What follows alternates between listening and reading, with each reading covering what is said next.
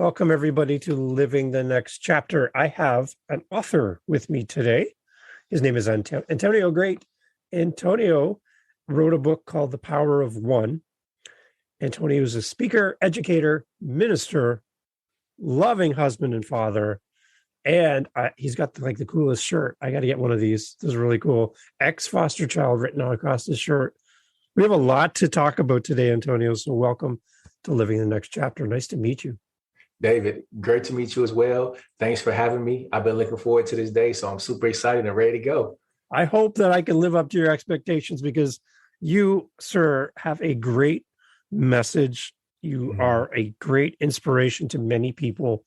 I read some of the reviews from students that sat and listened to you speak, Yes. and you're making a difference. So to have a few moments today with you, I'm inspired already. So it's great.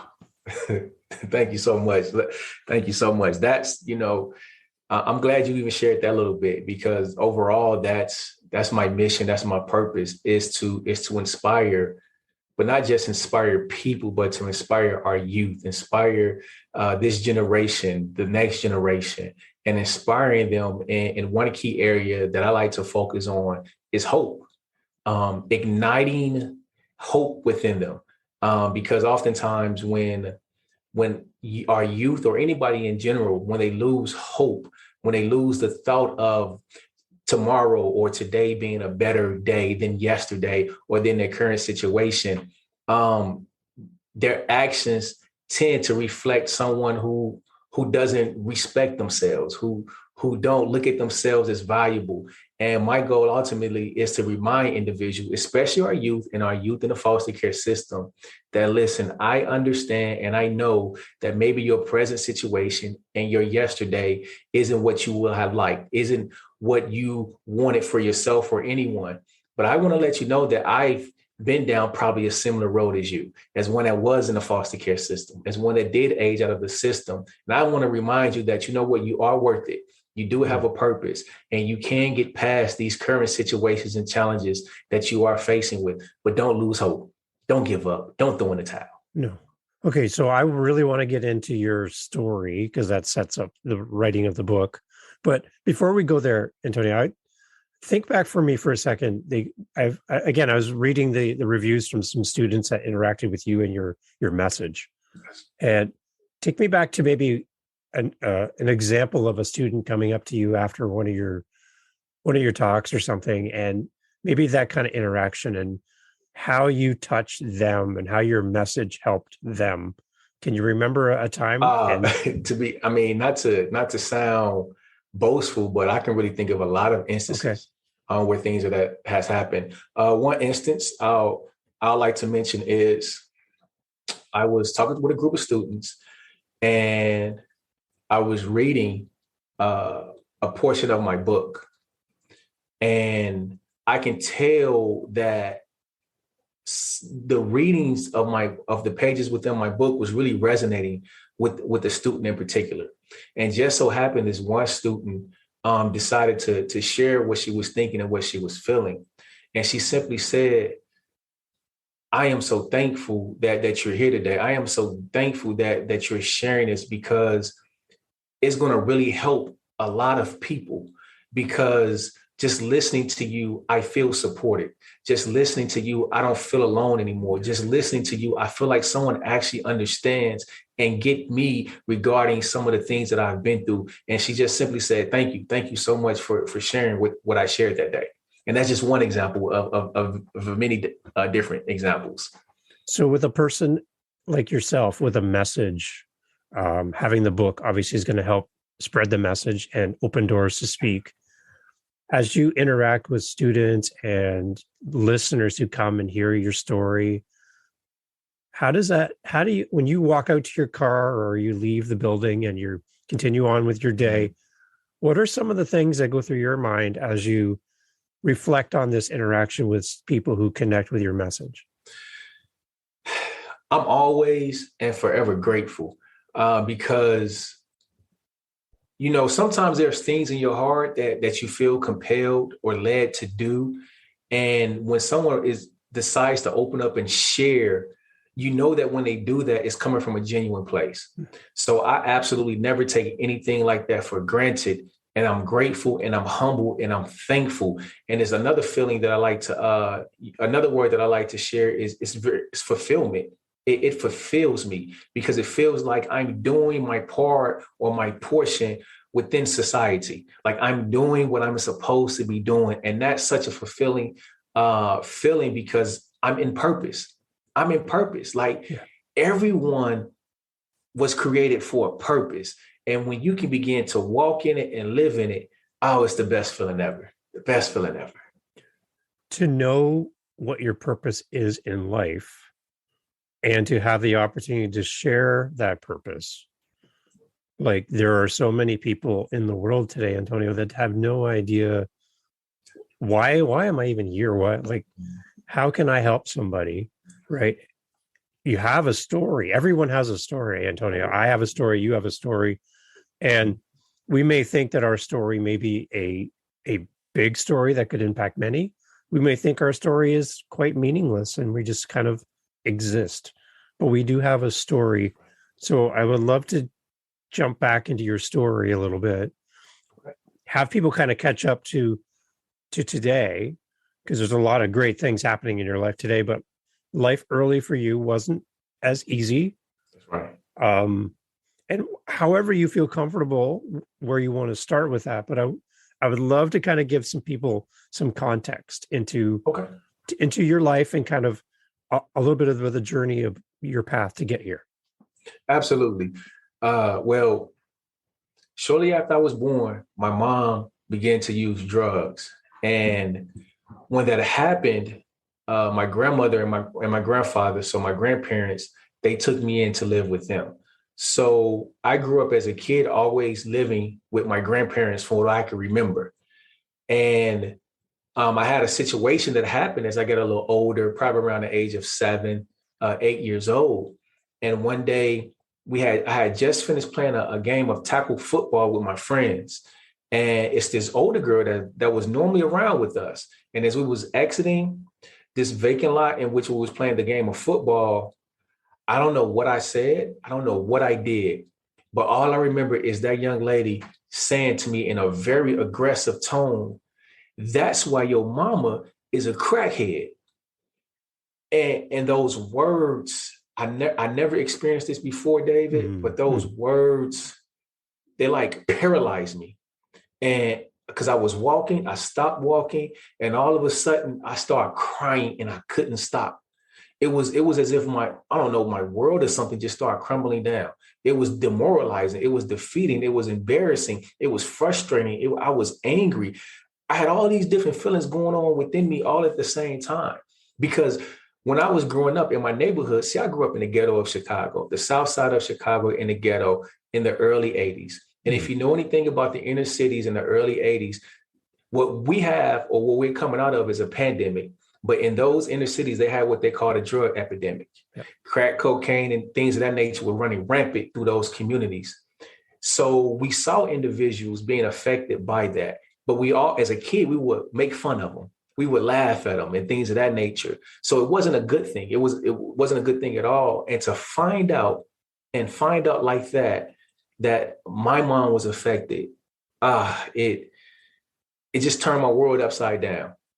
And then I just began to realize that, man, you know what? My mom isn't the only one in my family on drugs. My sister is, and my cousin is, and I live with these individuals. And to top it off, my dad's not in the home, and my grandparents are aging. And then you fast forward a little bit, and then the love of my life, my grandmother, who I knew loved me without a shadow of a doubt. I might have been able to question some other individuals, but I had no questions that my grandmother loved me. And to see her begin to lose the battle with breast cancer and to ultimately die, a piece of me died. And I just remember just having so many negative thoughts of just wanting to give in and throwing the towel. And it was a tough period for me at the age of 9, you know, and to experience the various things that I experienced before the age of 9, such as my brother who just wanted to spend time with me, my little brother who just wanted to spend some time with me this day, trying to hang out with me to get hit by a vehicle, you know, and to deal with that guilt and to deal with that feeling like I was the reason why that happened. Wow. And when my grandmother died, I look up one day and my grandfather is telling me I need to pack my things because I'm going to live somewhere else. And I was going to live with relatives, but I didn't know them. And that added on, to the questions of why this and why that, and why did my grandmother have to die? If she didn't die, I wouldn't be here. Why, just all these questions I'm dealing with as a kid. And I just remember having a lot of nights where I cried, a lot of days I didn't understand. Then anger started to build up in me because I was in a new environment. I didn't really know these individuals. I had to go to new schools and the living arrangements were different and different things of that nature. And I was just in a place of, I don't know, kind of just going through the motions and trying to be okay. But on the inside, I really wasn't okay. And we're talking about like your developmental years where you're learning and growing and gaining knowledge that you're going to use as an adult. And you're forming beliefs, you're forming opinions, you're forming who you are as a person. And it's all an uphill climb for you at that point. Yes, you don't have the quote traditional family unit to shelter and encourage and support you. You're on your own in most of this case. Yeah. Well, I had my family. Okay. Yeah. Which was at this point my aunt and uncles. Okay. That's who I was staying with. But at the time in which I went to live with them, I didn't know them like that. So the only family I knew, which was my mom, my grandparents, and also my dad, because I did have a relationship with my dad. I knew them over the years. Okay. I just couldn't understand exactly why I wasn't with any of those individuals. Nobody never sat down with me and helped me understand what was going on, why this happened and why that happened. So I had to actually form my own reasoning for things happening. Yeah. And that was tough. That was tough. That was tough. And then if we fast forward just a little bit, by the time I was turned 15, then that's when I officially actually entered into the foster care system. And the reason why I entered into the foster care system at that time is because my mother was pregnant and she gave birth to my baby sister, but they found drugs in her system. Mm. And that's when the state got involved within my family. And that's when I was officially entered into the foster care system. And even in that, I went to go stay with my grandfather again. Okay. But if you ask me, I felt like I've always been in the foster care system, because often you'll be amazed how many kids have a similar story as me, living with the extension of family and not with their biological parents because of the situation that the parents are in. Because the reason why I was with my grandparents is because of the decision that my mom made with using drugs. The environment was crazy. It was chaotic. It wasn't a healthy environment for a child, and my dad wasn't in the home. Yeah. And I never lived with him for various reasons, but that was the process. Okay. So this leads you to your adult years then, right? As you come out of all of this, right? The one thing I saw on your website is you have a picture of you with is it your social worker that was with you? Yes. Explain this relationship. She, priceless. The first word I'm going to use is absolutely priceless. Okay. She became like a mother to me. And it's interesting when I think about it because that picture wasn't taken that long ago, but she was like a mother to me. She was one constants that I had in my life. And she was a positive influence.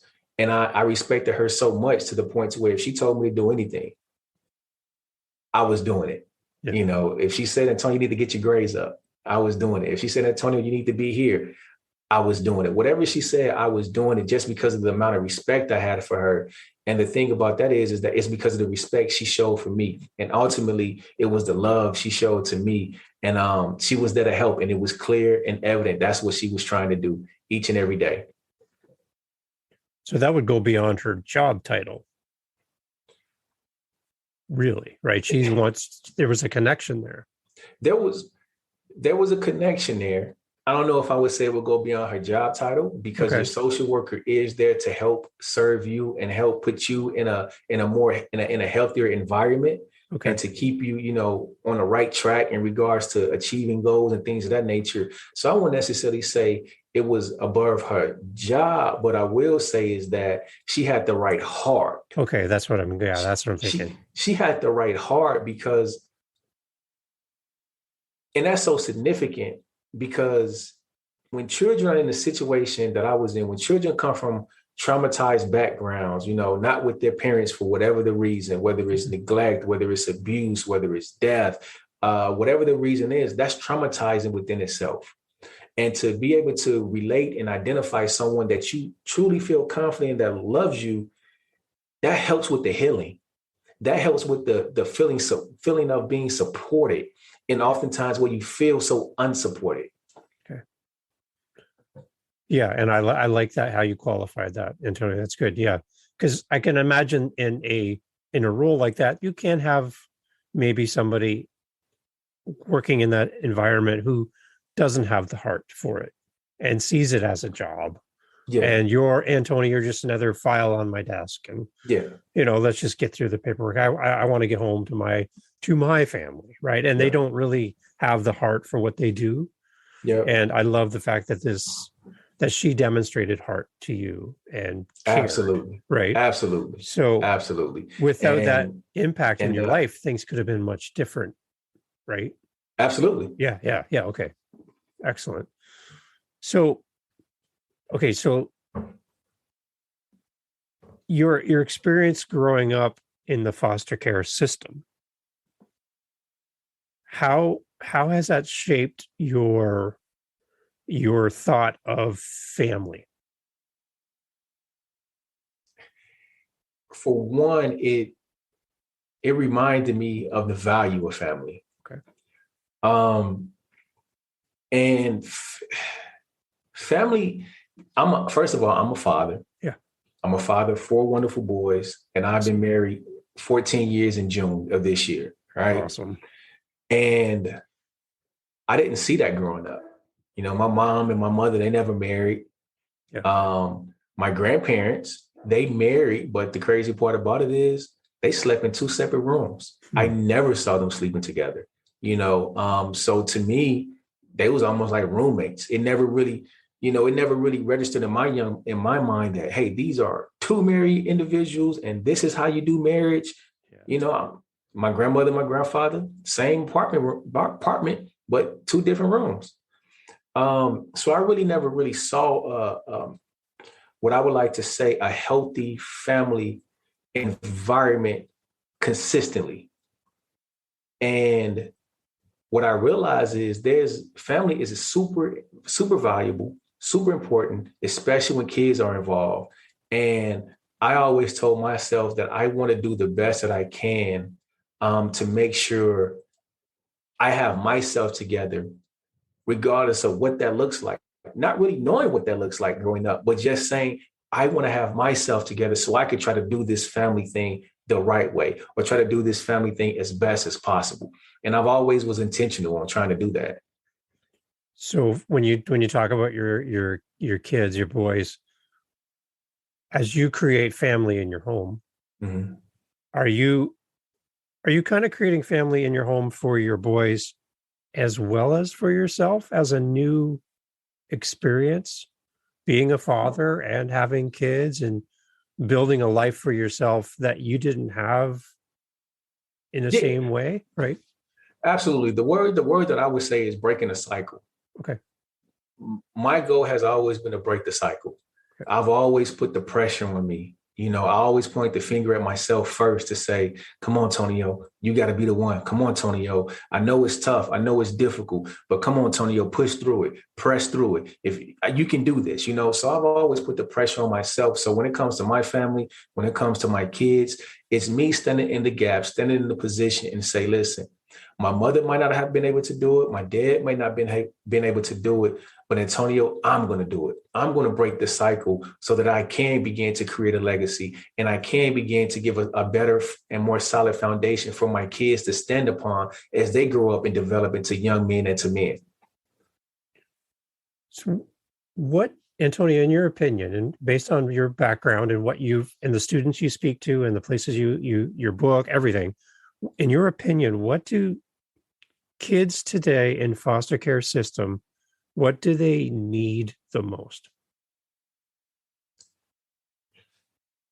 To me, these two go hand in hand: support Okay. and love. Okay. Support and love. Because I believe if you love someone, then you're automatically going to support them. And the truth of the matter is they need to be reached right where they are.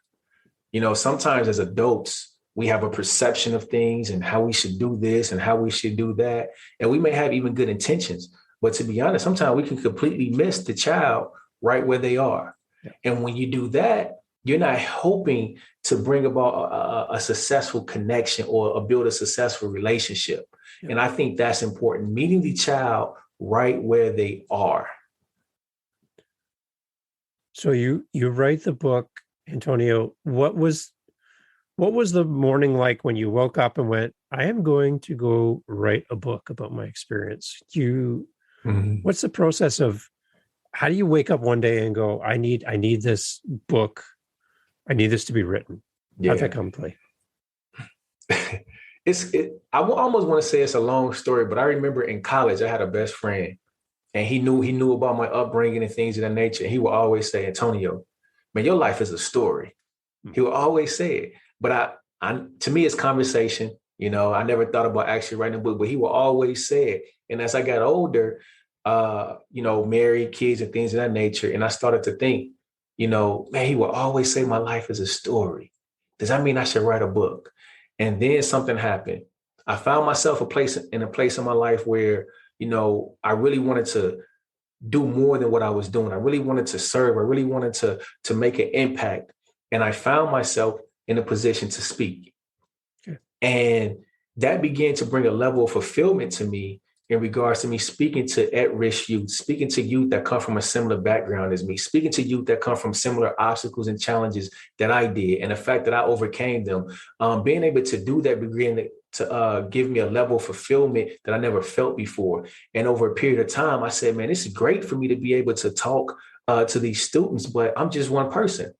Wonder if I can write it. Wonder if I could put it in the book. Then that way, even more people can hear about my story. And I don't have to necessarily be at one place at one time. I could be in many places at one time. So when I started thinking like that, I was like, man, I need to write this book. I didn't know how necessarily, but I began to talk to individuals, watch YouTube clips and various things of that nature, and just kind of started the process. And I was able to get help along the way. And how was the journey of writing a book then? Was there points in the journey of writing where you hit a wall, or it was hard and difficult and you pushed through? Yeah, absolutely. I faced various challenges. It was a long journey. I think the biggest challenge for me was having the thoughts of, am I writing this the right way?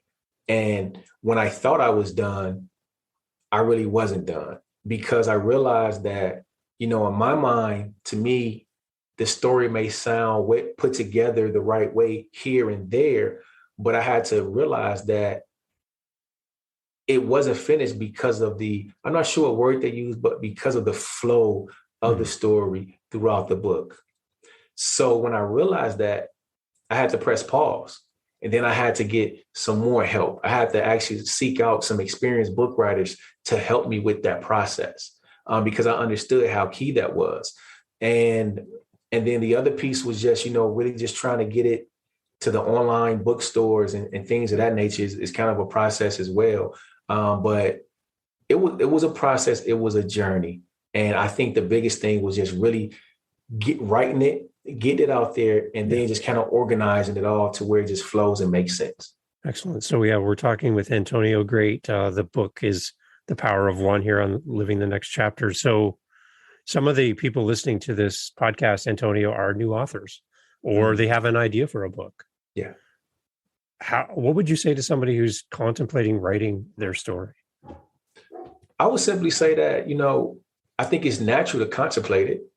I think it's natural to ask questions, if you should do it, If you do it, will it help anyone? I think those are natural questions. And so it's absolutely nothing wrong with contemplating if writing it. But what I would say is because you're contemplating writing it, that means that there's something in you that wants you or you makes you feel the need that you should write it.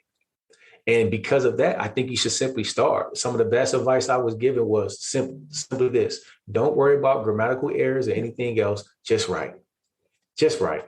Just write. Because by doing that, then you're going to actually begin to give somebody something to work with, to be able to look over and make adjustments and make corrections and begin that process. So the biggest thing for you to do is simply start writing. Can you remember the day when the book came out, Antonio, and how you felt? Absolutely. I remember the day I was waiting for it. It seemed like I wanted it to be there the next day. And so I was always expecting for it to show up. And when it finally showed up, I wasn't sure if it was it. I felt like it was, but I wasn't sure. So I just remember like, man, is this it? You know, frantically trying to take the tape off and everything. And when I opened it up, I just remember saying, I was so excited. I was like, oh man, this is it. Oh man, you know, and I had the book, and it was a surreal moment because, you know, who would have thought a kid that grew up in the ghetto of Chicago, one of the most ruthless cities at the time, that dealt with all of the struggles and challenges and obstacles that I dealt with and managed to overcome, will be an author. And sometimes it's still surreal, just to be honest. It's still surreal that I actually made it to this point.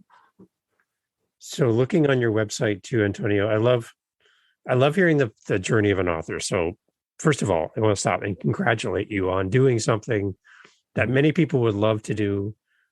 A, they don't know how, or B, they're not motivated. You did it. And your book is helping people, which is stupendous. That's amazing. So congratulations on that part of the journey, but it's just the beginning. Yeah. The name of our podcast is Living the Next Chapter. So the book is done, finished, complete, printed, sent to you. Now, today is where your book begins, right?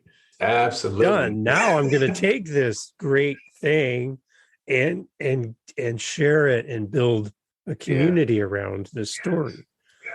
So tell me about the community that you're building around your story and how you're interacting with your audience to support the book, obviously, but to share the message of the book.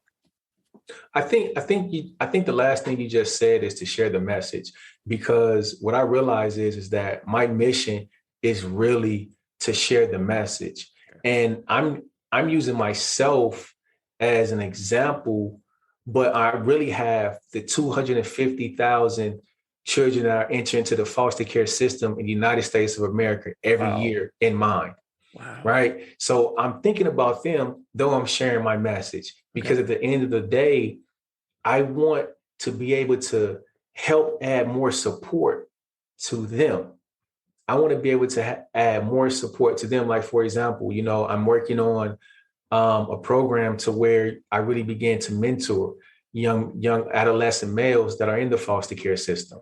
I already do mentoring, but I really want to take it to the next level. At the same time, when I wrote this book, I had foster children in mind, but I also have foster parents, adoptive parents, and guardians in mind as well, to share my story along with tips, tools, and strategies to help them bridge the relationship gap with that child when that child enters into their new home.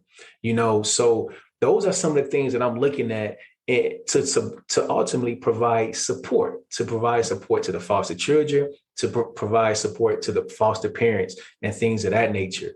So that's really what I'm doing by sharing my message and mission. So tell me, Antonio, what are you doing today, apart from the book, that helps kids in the foster care system currently? Really, what I'm doing right now is ultimately sharing my story. Okay. You know, ultimately saying, listen, I've been through some challenges as well, but you know what? I'm here today. I defied the odds. You know, the statistics were stacked against me, you know, but guess what?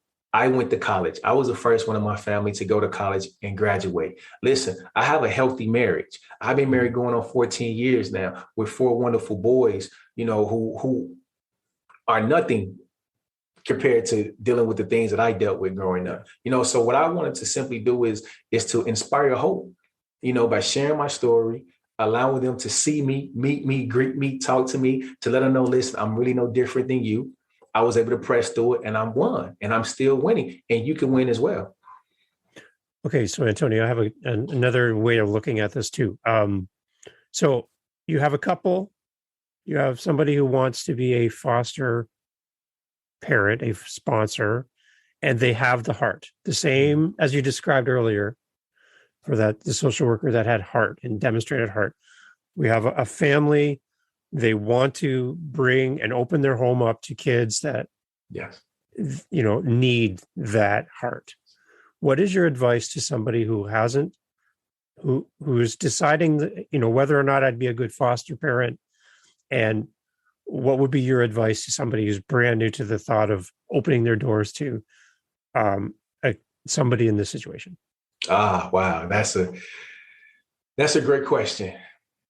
The first thing I want to remind that individual of is this child is coming with baggage. This child is coming with traumas. Yeah. And the thing about it is, traumas typically have negative effects on the behavior and emotions of that child. And the truth of the matter is, you may not even be fully aware of all of the things that they have actually experienced. Mm-hmm. Typically, the social workers and individuals like that share as much information as possible, but they may not even know everything that child has experienced. Yeah. And because you are aware that this child is coming with you with traumas, you have to realize that you're going to always need patience as a parent, but you're going to need even more patience. You're going to need even more love. You're going to have to really pour yourself out to a whole nother level that you might not even realize that you will have to. But those are some of the more immediate requirements that's needed for these children that are coming into your home, for those who want to adopt children, for those who want to foster. Those are some of the more immediate things that I would like to remind them of, because it's probably going to get challenging to an extent. It's probably going to get challenging. And when it gets challenging, they still need the love. Yeah. They still need the support. They still need the patience. Mm-hmm. Because this is how I would like to say it. The child is this seed. Okay. And if I had a seed and then I had the soil, so I put the seed in the soil, in the pot, covered with soil, and then I bring it to you, David, and say, hey, David, can you tell me what kind of seed is in here? Mm. You probably would say no, because you didn't plant it and I didn't tell you what I planted. Okay. I like it. Let's keep going. This is good. I like it. Okay. But that there's a seed in there. And in order for this seed to become what it's supposed to be, to become what it's created to be, you must begin to provide it with the necessary nutrients for it to do that. And some of those nutrients are sun, water, oxygen, fertilizer, potentially different things of that nature. If you want this seed to grow and to become what it should be, it's the same thing with the child. The child needs the proper nutrients so that it can become what it's called and created to be. The environment that the child was in wasn't a productive environment for that child to grow properly. So because that happened, ultimately, it began to suck the nutrients from the seed. It began to suck the nutrients from the seed. The seed is still there and the seed still has life. But if you can get that seed, if you can get that child in the right environment, with the right nutrients, in due time, it will begin to produce what it's supposed to be. And remember, the thing about a seed becoming a plant, it doesn't happen overnight, Dave. It doesn't happen overnight. And because it doesn't happen overnight, we must be patient. We must continue to speak life to the seed. We must continue to speak life to the child. We must continue to supply it with the support and necessary nutrients that it needs to eventually grow and flourish and reveal all of its greatness for the world to see. So if you're listening to this or watching this and you don't hear the passion in Antonio's voice, you're missing out. Because I'm seeing a man with a mission and a purpose in front of me today, and I'm inspired, Antonio, because you come from a place of experience and love, and that same care that you were shown as a child in different situations, you are now demonstrating that. And the book is one way to facilitate that and open some doors. But when the doors open, it's about the message, right? It's about standing in front of that group or speaking to that one student after your presentation, and that one-on-one commitment and contact. That's where the message comes through. Absolutely. Oh my goodness. Absolutely. I want to share this part about my story. When my grandmother passed away, I was in such I was in such a dark place. And I just remember many nights crying. I remember many days just thinking about giving up and just not even wanting to be here anymore and not knowing what to do. And it was just so much cloudiness and darkness in my thoughts and things of that nature. And I remember one day I had a different thought. And this thought was this. It said, Antonio, if you throw in the towel now, then how are you going to make your grandmother proud? Mm. Man, that thought, it changed something for me. And I began to fight, David. Mm. I began to fight in the midst of everything that I was feeling, in the midst of everything that I was dealing with. I began to press past the cloudiness and the darkness and the frustration and the anger and the hurt. And I began to fight for my grandmother. I began to live for my grandmother. And because I found that one thing that I was grateful for, that one thing that I was thankful for, it began to give me hope because I was in a hopeless state. It began to give me hope. It began to give me hope for today. It began to give me hope for tomorrow. And then what I began to realize is that I am valuable. I have worth. I am important. I began to realize that because the situations in my life had me feeling like I wasn't important, like I didn't have worth, like nobody cared about me. Mm-hmm. And what happened after that is, you know what? Slowly but surely, I started to walk a little different. I started to talk a little different. But more importantly, I started to think different about myself. And I began to get the victory over some of those obstacles that I was presented with in my life. And that's where my tagline, Be Grateful, comes from. Be grateful is a message of hope, love, and victory. You know, so if I tell children of all ages, people, period, if you could find one thing that you could be thankful for, if you could find one thing that you could be grateful for in the midst of all the darkness that's surrounding your life, I believe that one thing will be the very thing that you need to pull you up out of the pits and cause you to pursue your purpose, your passion, and what you was created for, and ultimately win in life. And that choice to focus on being grateful and thankful is a daily one. Yeah, absolutely. Never stops. It never stops. Never stops. Because life is life. You're going to have good days. You're going to have bad days. But the one thing you must be reminded of is how you look at those situations, your perspective, because however you think is going to be the thing to trigger the emotions within you. And once those emotions are triggered, it's going to ultimately cause you to respond a certain way. And what I learned at a young age, and I still use it to this day, is that if I could just think about something positive, it can create a positive emotion within me. And if it creates a positive emotion within me, it's going to create a positive response out of me. And that is so key and so important for all of us, but especially youth in the foster care system. So we address the potential foster parent who is thinking about opening their home. What about somebody who might hear this, Antonio, and they are Antonio? They are in foster care. They are unsure of their future. They are unsure if they matter.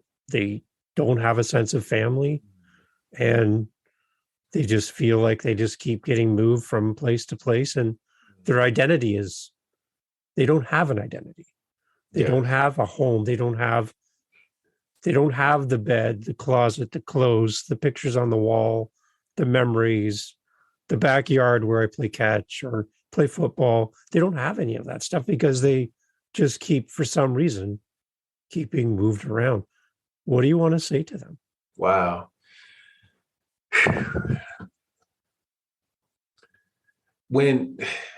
If there's anyone listening that is facing anything similar to that, the first thing I want to say is the fact that you are still breathing, the fact that you are still here is a clear sign to me that there's a reason why.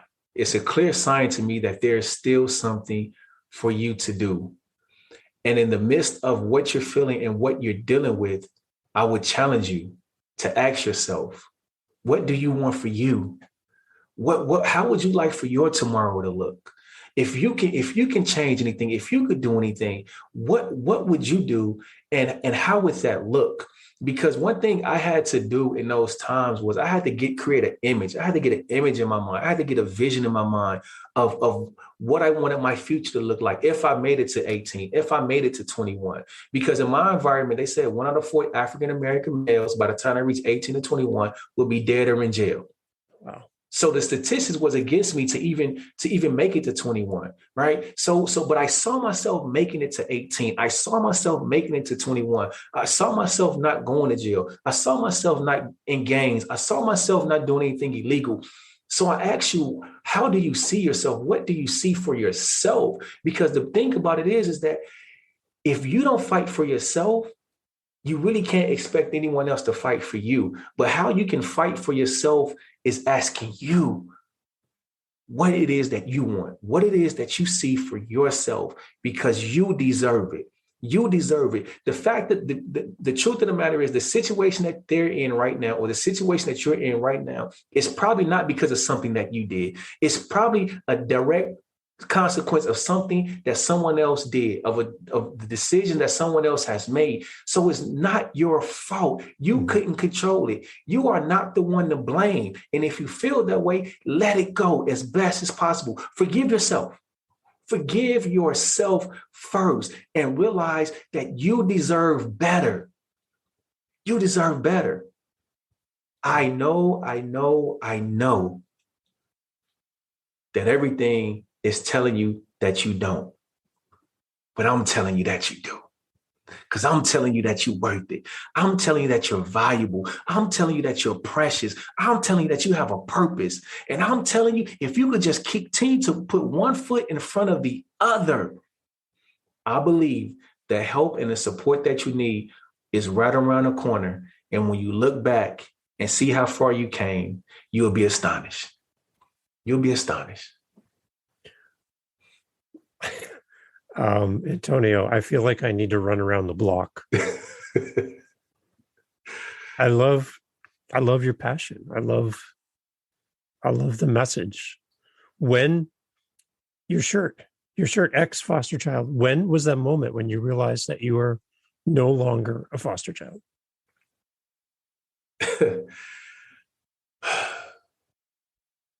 I think the moment when I was no longer embarrassed by it. Wow. Okay, say that again. When I was no longer embarrassed by it. It was in that moment. And that moment happened recently. That moment happened during the time when I actually started speaking, when I actually wanted to serve, when I actually wanted to impact lives. It was in that moment where I realized I'm not ashamed of this anymore. Wow. And because I'm not ashamed of it, I'm going to share the message. Because I'm not ashamed of it, I'm going to tell my story.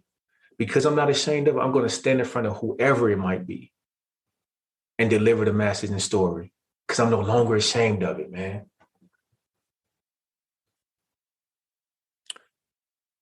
I don't know how to end this, Antonio. I really don't. I really do appreciate the fact that you have time to share this message with me today. I know that this is going to connect with somebody. Somebody is going to hear this, and it's going to change somebody's world. Your message, you as a person, Antonio, are changing people's lives. And the power of a story is a wonderful thing. And Mm. if somebody can tap into their story and use it as their superpower, like you're doing, is beyond inspirational. So what do you want to leave people with, Antonio? So as they walk away from this, as they contemplate getting the book, which I obviously suggest they grab the book, what do you want to leave people who are listening today or watching with? I'll, you said something, and I'll share this message like this. For those of you who are contemplating on sharing your story, I would like to tell this story like this. You have a message, regardless if you feel like you do or don't, you have a message that's specifically designed to help someone. You have a message that's specifically designed to save someone. So many of us are in a plane in life.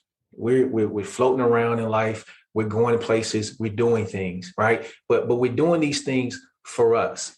But I want to challenge you to not only sit on the plane and enjoy the ride, but I want to challenge you to put your parachute on and jump out the plane. Why do I want to challenge you to do that? I want to challenge you to do that because there are people on the ground that are waiting on you to save them. There are people on the ground that are waiting to hear your story. There are people on the ground who are waiting for you to do what you're called and purposed to do. They're waiting on you. But if you don't jump out that plane, like Superman or something with your arms out and say, I'm coming to get you, I'm coming to save you. If you don't jump out the plane, then those people who are waiting on you will not be helped. The power of one. The power of one. That's all it takes. That's all it takes. Put on your parachute and jump. It's going to be scary. It's going to be fearful. But guess what? There's people waiting on you. And you can either die trying to save them, or you can die with your purpose and passion and everything within you, and they never possibly get helped. Jump. Do it. The power of one. Absolutely. Imagine how your life would be different, Antonio, if you never shared this message. Right? We wouldn't be chatting today. True. And somebody wouldn't be hearing this today. Absolutely. Right? Absolutely. It only takes one person to share the message. Absolutely. And if I can be a little part of that in helping you spread that, I feel honored that I can do that. So thank you. Thank you. Absolutely. Antonio, how do people connect with you, whether they want to be in the foster system and help, or they are in the foster system and they need care and love? They don't know where to go. How does somebody reach out to you? Yeah, the best place to reach me and to contact me would be at my website, which is www.antoniograte.com. That's ANTONIOGRAT as in Tom, E as in elephant.com. On there, I have my social media handles, and also they can actually reach out to me through my website as well if they choose to. So that would be the best place to go. And they're actually talking to you. Yep. Yeah, actually talking to me. Yes. That's great. And that's the best place to get the book as well. Yes, absolutely. Website. Yeah. The Power of One. It's interesting how we just came back to the title at the end, isn't it? The Power of One. Power of One, man. Absolutely. I have one challenge for you, Antonio, today. Okay. Be grateful. There it is. Go hug that beautiful wife of yours and those kids. Absolutely. And continue on this path because you're doing it. And I appreciate you. I really do. I appreciate you. And listen, remember to be grateful because it's more than just a slogan. It's a lifestyle. There it is. Living the Next Chapter with Antonio Grate, The Power of One. You need this book in your life. And I challenge you to go get that. Go see Antonio, check him out, go follow him, give him all of the love. And if something hits you today, reach out to Antonio through his website. Let him know. And thank him. as I thank you, Antonio. It's great. I really appreciate you. It was an honor, Dave. Appreciate you. All right.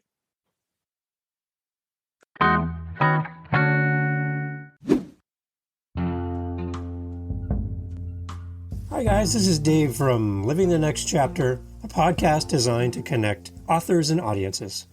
We're always on the lookout for our next interview. If you're an author, a publisher, and you have a book, whether you're just starting, whether you're halfway through writing, or it's all done and you want to tell the world, that's why we're here at Living the Next Chapter. Get in touch with us through livingthenextchapter.com, contact us, and let's set up some time together to discuss your book, to discuss your project, and how we can get you on the show.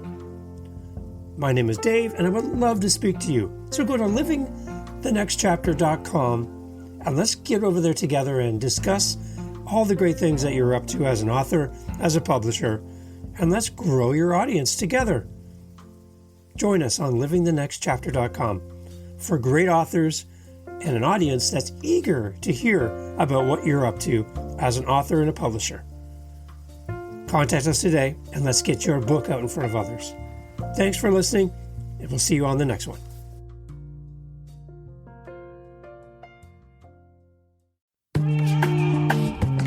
Mindshift Power Podcast, the podcast for teenagers and those who work with them.